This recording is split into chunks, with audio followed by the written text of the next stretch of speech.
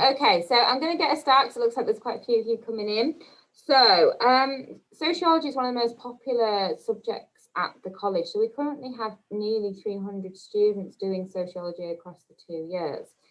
It's an exam-based subject, okay? So it is full exams. There's no coursework. There's 3 2-hour exams at the end of the second year. We do loads of exam prep though. We do loads of practice questions, practice full papers. So we build you up to those exams, okay?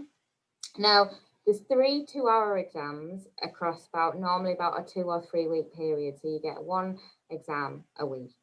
And we do loads of revision at the end. So we'll go back over some of the first year content as well. So I'm going to just go through very briefly how the kind of year 1 and year 2 work and what kind of topics that we'll cover in it. So in the first year, we will start by looking at the education topic. Now, this looks at your education actually and looks at your schooling and starts to kind of critically evaluate your schooling experience. Start to look at it from maybe a different perspective than what you've thought about before. So we look at things like what's called a labelling theory. So we look at whether maybe teachers label certain pupils in different ways.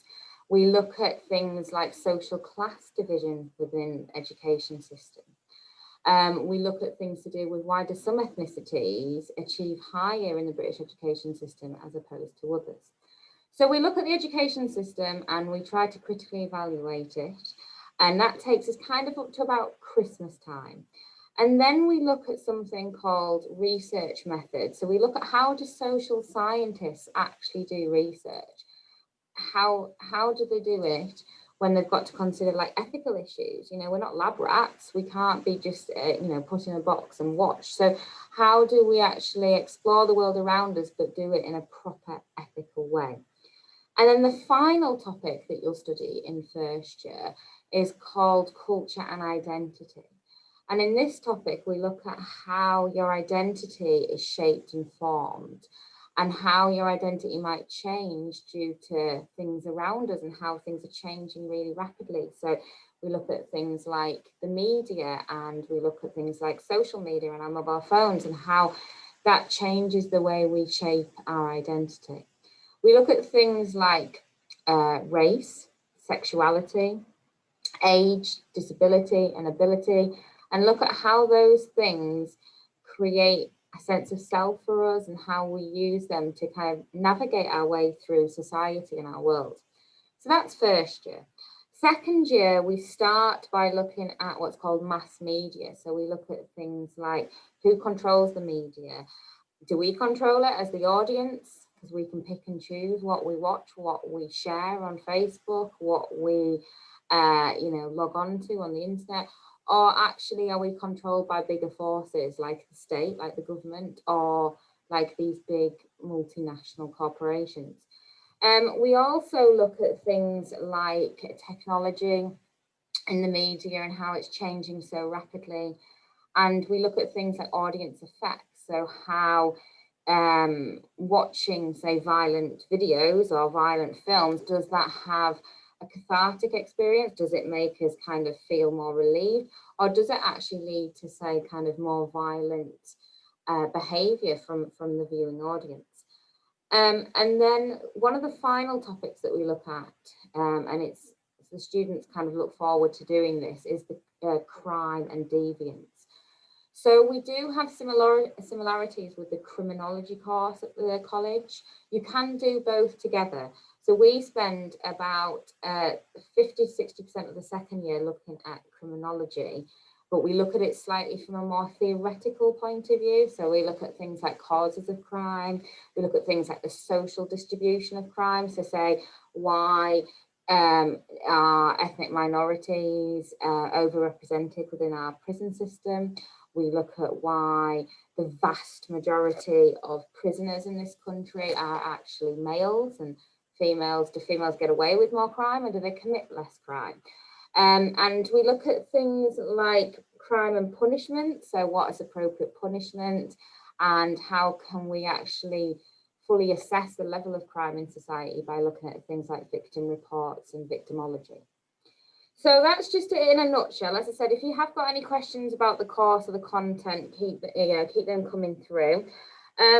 Just a couple of other things about the actual course before we kind of open up to questions.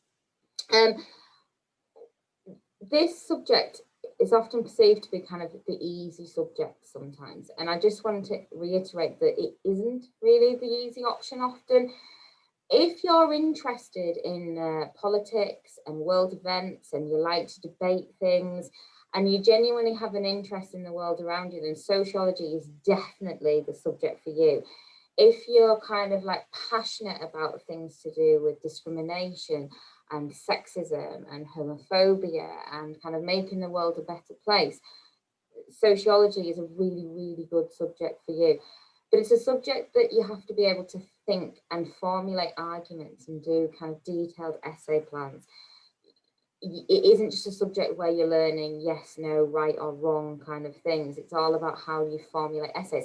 But that's great for loads of university courses. So even if you don't necessarily want to do sociology at university, doing sociology as, say, your third subject is a really, really good option, because we teach you a lot of the skills that you need to, say, write dissertations and theses when you get to higher level study.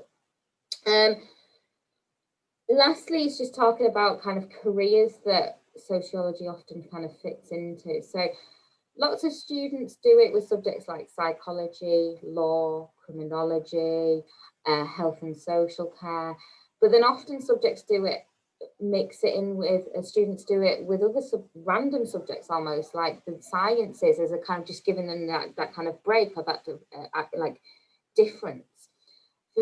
For further careers, you have things like social work, probation officer, working in law enforcement, working in the media, working in PR or marketing, anything that involves people. So whether that's like a caring profession or whether that's actually kind of in the more kind of media, PR, that kind of field, as long as your kind of chosen career path involves kind of looking at people and analysing people, and sociology is a really, really good subject choice for you. Is there anything else you want to add? I think that's great. We do actually have some of these questions starting to come in, so we're going to start to address some of these. So the first question is a really good one, actually. What grades do you need to take sociology? So, I mean, sociology, like most A-levels here, you need to have what we would call the basic 5 GCSEs at grade 4 or above. That would be including either maths or English. But we would say specifically for sociology, we do require you to have a 4 in English. Now that could be in English language or in literature. And that's because, as Vicky sort of already explained, you know, sociology is 100% exam, and you will be required to write essays. You know, the maximum that you'd be writing is like a 30-mark essay. So the examiner will be looking for you to be writing around about sort of 4 or 5 sides of A4. So you need to be quite confident with your English writing. Obviously, we will help you with your essay writing, so it's not something you need to be worried about, but just looking at what is the criteria, that is what we would be looking for. Each exam is 2 hours long, and in a 30-mark essay, that's about 45 minutes. So you're going to be writing an answer to one question for 45 minutes. So we'll give you loads of plans and you'll have loads to write about, but you have to be able to write in kind of continual prose. So that does involve quite a high level of kind of English skills. Okay, so we've got another question here. So what can sociology lead to? Are we talking about careers there? Yeah, probably as I've stated, it's a really kind of good subject to do as like kind of almost like a general subject, because as I said, it really does build your debating skills, your essay writing skills. So it helps with any sort of degree course, but specifically in terms of jobs, it's often advantageous if you're wanting to go into the police, if you're wanting to go into teaching, if you're wanting to go into social work, if you're wanting to go into nursing. But then also, as I said, more of the kind of the media marketing side as well. It's really good because obviously we cover media in second year. I mean, to be honest with you, you know, you kind of really, to answer that question, you need to think about what is sociology, which is a common question that we get. And really, sociology is the study of human behaviour. So my answer to that would be any profession that you want to go into that involves talking with people, you know, having a lot of interaction with people, sociology is really going to help you with that. So, you know, I would recommend, if that's the kind of profession you want to go into, sociology may be a good choice for you. Somebody's asking here, which subjects does it link well with? And, you know, as Vicky's explained, to be honest, it links well with a lot of subjects. We have a lot of our students that tend to do health and social care. They tend to do law, criminology, media studies. We've got psychology. How could I forget psychology? Psychology is a sister subject of sociology. They go really well together, in fact. So there's quite a lot of crossover, yeah, but not enough so it becomes boring, if that makes sense. So there's certain topics that we will teach you in sociology that actually you'll go and learn about in, say, psychology, but it just basically helps build your skills in both subjects. So you're not going to be sitting through the same content twice. They just help you learn. So there is loads of crossovers with psychology. Yeah, that's brilliant. There's a general question here about, will there be a recording available of this? Yes, this is being recorded. We will get that recording to you. I'm assuming it will go on our website at some point. There might be snippets of it going out on social media as well, so that, you know, you will be able to access this recording. If you need to listen to the questions again, that's fine. If you have any specific questions as well, like after this, and you're like, oh, I didn't really get that, or I would like her to explain more about what first year involves, etc., then if you just email the QE general email and say for sociology, I'll answer it and hope to get back to you as soon as possible with any questions you have after this event. Or even better, if you go onto the website, we have a subject site, don't we? Sociology subject site. Our email addresses are on that, so you can contact us directly and we will get back to you as soon as we see that. Another question, I really like this question. Do you think sociology has a part in policing? Well, I like that question because yes, we do a lot on policing in the second year when we teach crime and deviance, which is actually probably my favourite unit, if I'm going to be honest with you. You'll find out loads about policing, you know, the interactions that the police force have with the general public. What are the general public's views of the police? Why is that? We look at cases like the Stephen Lawrence case. How did the police treat, you know, the victim in that situation, and so on. There's so much there that we would cover on policing. I definitely think there's a link. My other half's actually in the police force, and I go home every night and we talk over sociology. He gets bored of me, to be honest, but it helps him do his job, and there's loads of crossovers there. So definitely, I think there's links there. Yeah, for sure. We've got another question here. Is this a fully recognised A-level? Absolutely, yes. Okay, we've had students that go to all kinds of universities, including Oxford and Cambridge. So Oxford and Cambridge recognise sociology A-level, then, you know, I think that ticks that box really. So yes, it is, absolutely.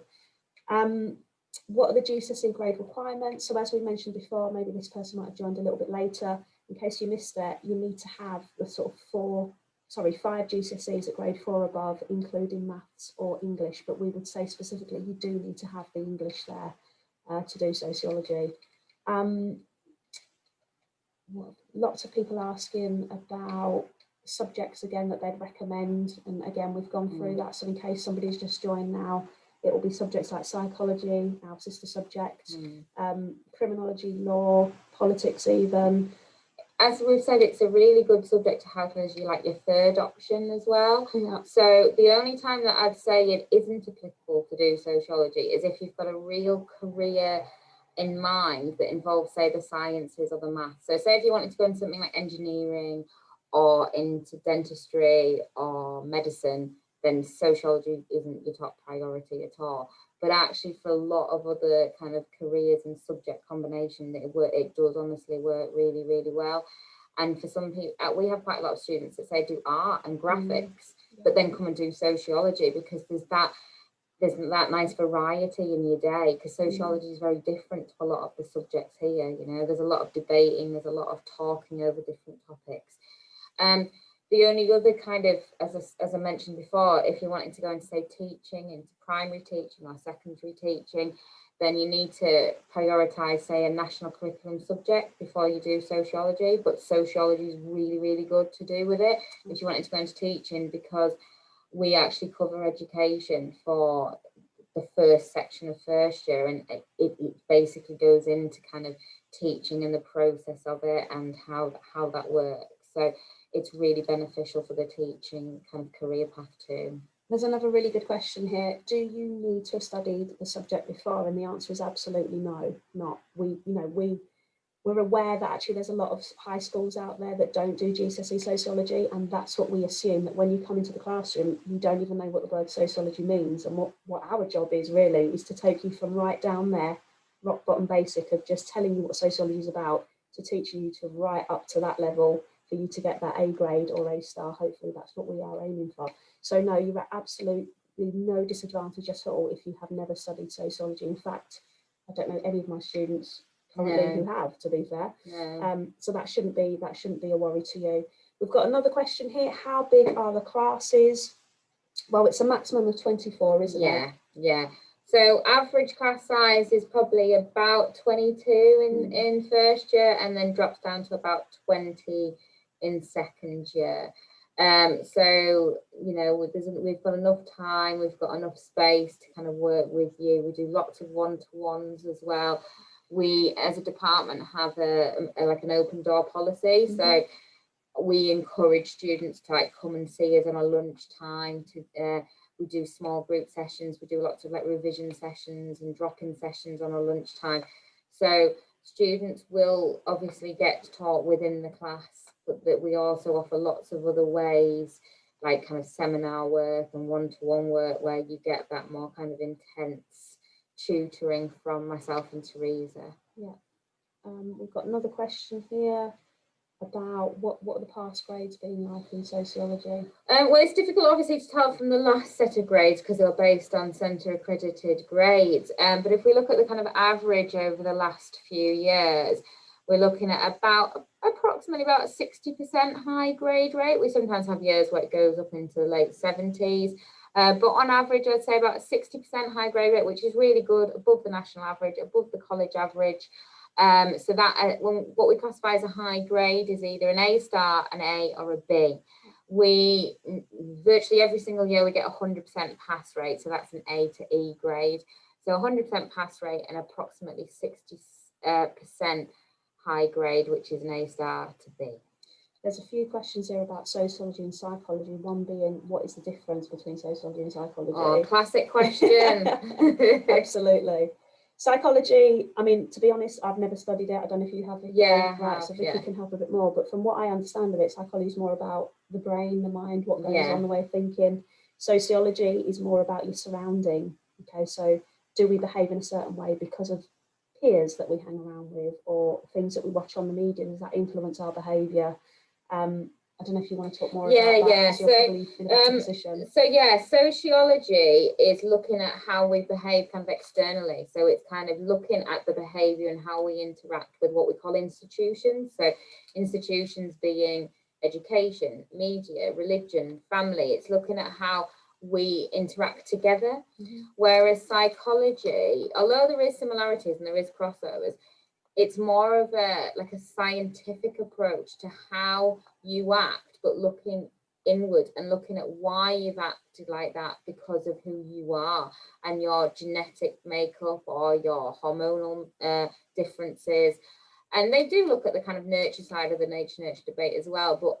But so there's a scientific difference, and there's also the kind of the perspective difference in terms of in sociology, we're more looking at the world around us from almost like a critical point of view.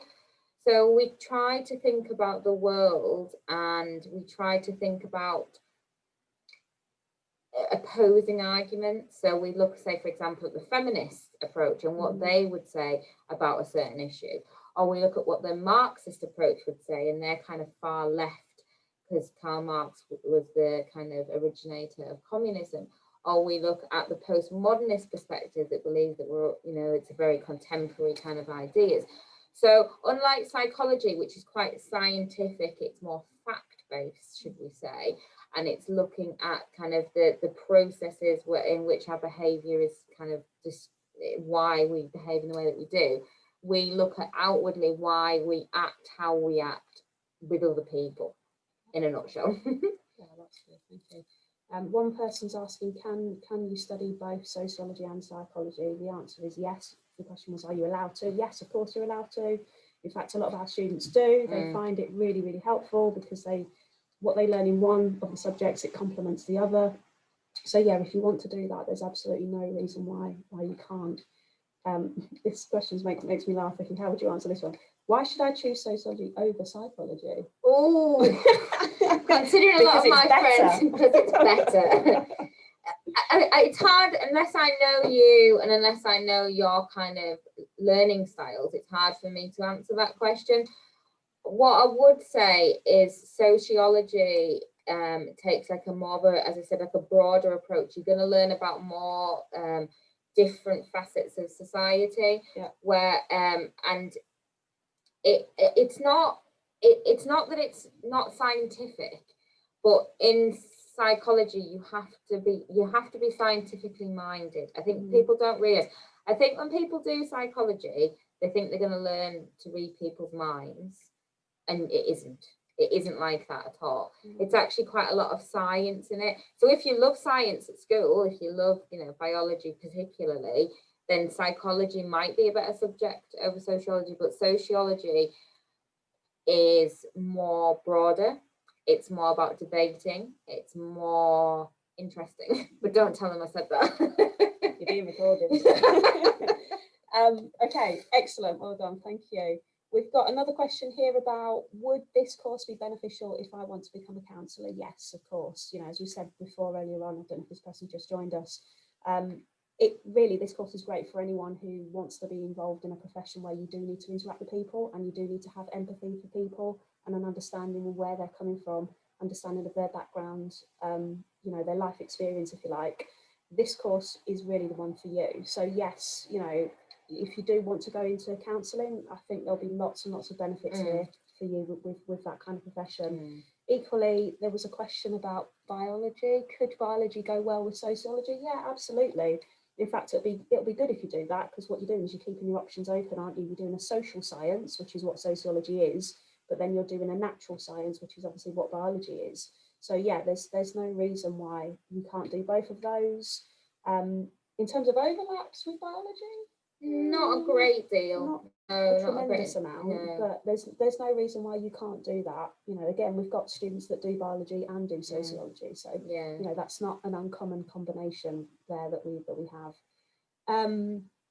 Question here about how many lessons would we have a week and how long are they, and how long do we have in terms of like independent study? I think that's trying to say. So how many lessons do we have a week? Well, we've got, what have we got? Four sessions. Yeah, so you have 4 sessions in sociology.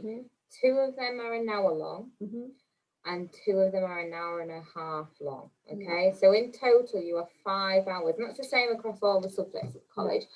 So in total you have 5 hours of sociology, actually teacher-led study every week. But as well as that, you will be expected to do some independent work on your own. We'll be setting kind of regular homeworks and things like that. Or it might just be, I tell you what, I'm always saying to my students, look, watch this documentary on YouTube. And it's often it's often stuff that my students actually really want to watch anyway. Like the latest Netflix documentary on like Facebook or something like that.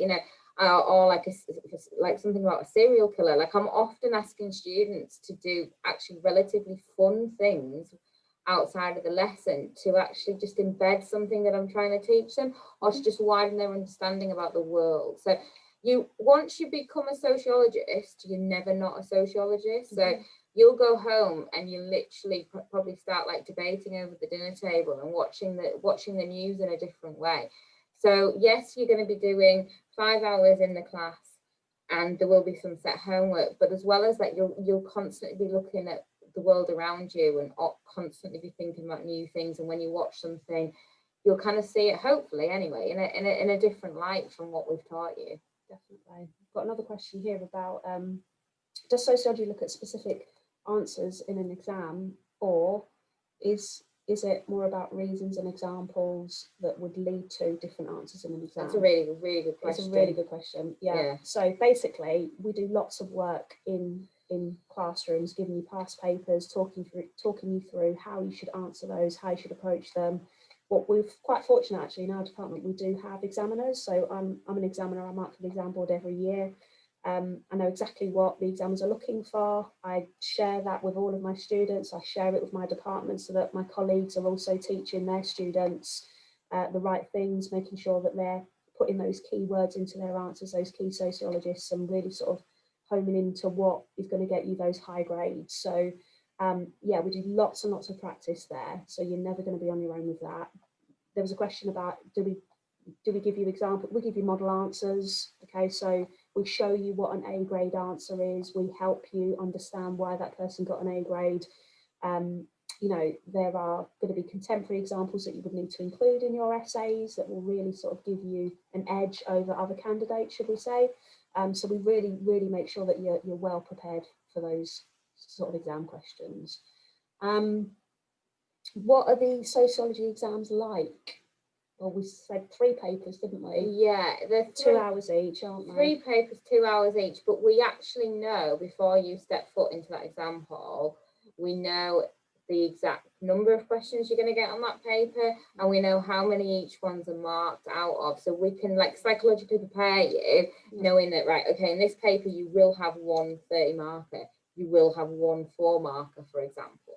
So we know the actual structure and we kind of hammer that into you. So you're not going to go into any shocks, basically, because we know it back to front and inside out. Between us, we've got like basically like 30 years experience teaching sociology. So we're really old.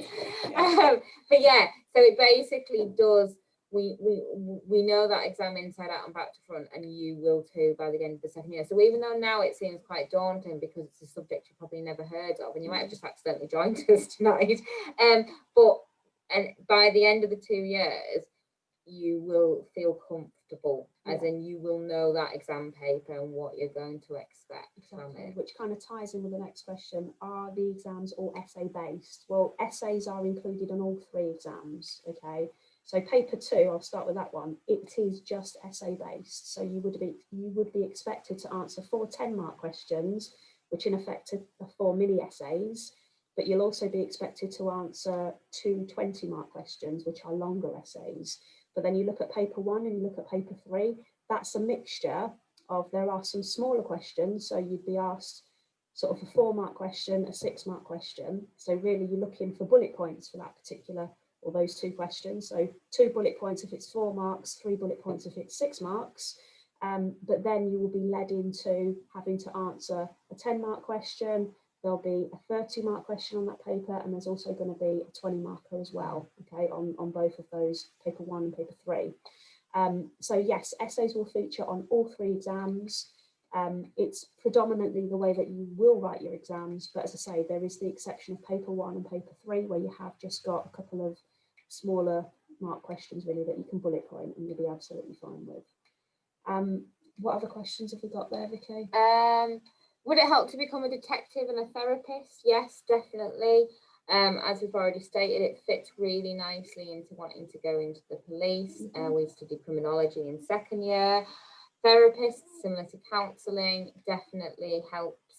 Psychology, obviously, if you're wanting to go down the more like clinical therapy route, then psychology has to take precedent, unfortunately. But yeah, sociology definitely is a good subject for those. I'm just going to tie in, this person's just asked here, please can you repeat the exam questions on paper 2? Yes, paper 2, we're looking at 4 10-mark questions, okay? So they're mini essays, and then we're looking at 2 20-mark questions. So they're going to be your longer essays. Okay, so that's all you'll be required to do for paper 2. 4 10 markers, 2 20 markers, job done. That's 2 hours there. Okay, what other questions have we got here?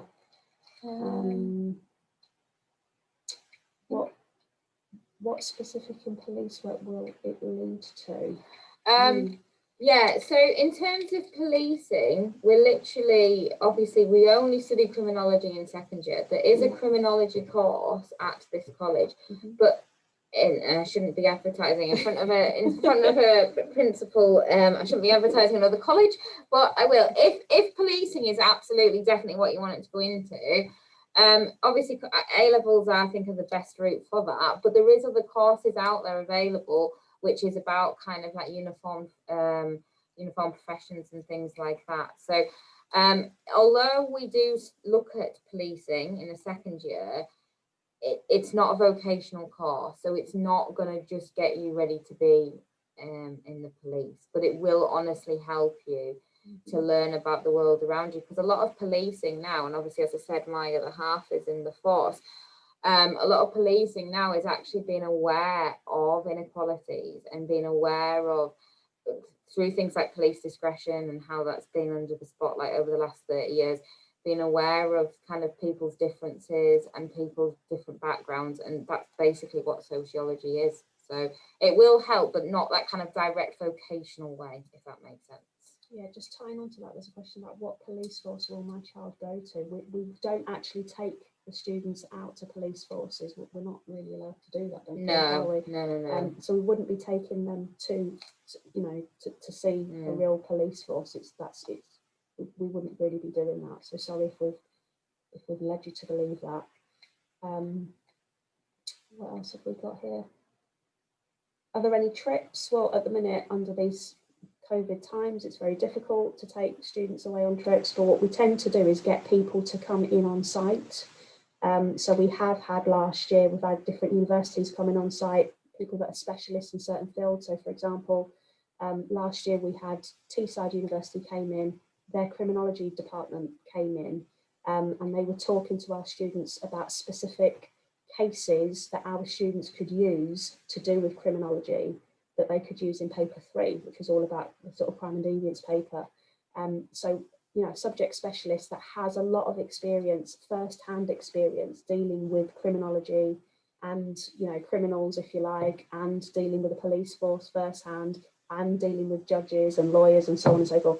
They were able to come in and talk to our students about that, which was really, really good. Our students got loads out of that. I don't know if we can, well, at the minute, we can't really talk about actually taking you out on trips because of the situation of we have COVID. Run trips in the past, actually, with psychology. There was trips down to London, and there was trips, we once did a trip where we actually went, and it was a day specialist where we talked to different criminals that are like reformed criminals, and that was a really interesting trip. But obviously during this current climate, I don't want to lead you down like the garden path and saying, oh, there'll be loads of exciting trips because of COVID. We don't know. Obviously, we're not going to put you in a situation that's unsafe. We will only ever take you out if it's safe enough to do so. So that would obviously be under constant review. But if the trip is really something you want to do, then obviously when you start with us, hopefully you'll choose to start with us. If you just let your sociology teachers know, then we can talk about it as a department, review the situation and think about where we can actually take you. Because obviously that's important to us that we know what it is that you want to do. So I do think we're kind of out of time now. And on that, I think we're done with questions. So as we said before, if there are any further questions at all, please just get in touch with us straight away. If you go to our college website, look at our subject site, please. You know, there's lots of activities on there that you can do, lots of nice little taster lessons, just making sure is sociology the subject for you. So please do engage with that where possible. You'll be able to read on there the sorts of careers that you can go into. I know we've spoken about some of those today, but you can read a little bit more on our subject website if you choose to. There's sample essays are there. Sample lessons, so you get a bit more of a real flavour of what you can expect. You can also view some of our actual resources, so our lesson materials, and what will a sociology booklet look like? What could I expect to see? You know, so some of those samples are there for you to access as well. But we just want to thank you really for joining us this evening. We really hope that you will consider coming to QE, of course. We're biased, but it truly is a fantastic place. I mean, it's like 8:35. We are sat in college right now. This is how much we love QE. We are still here, you know. It's a great place to be.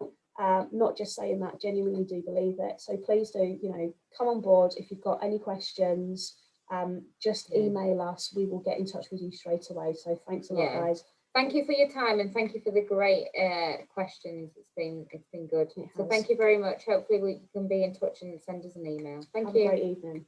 See you later.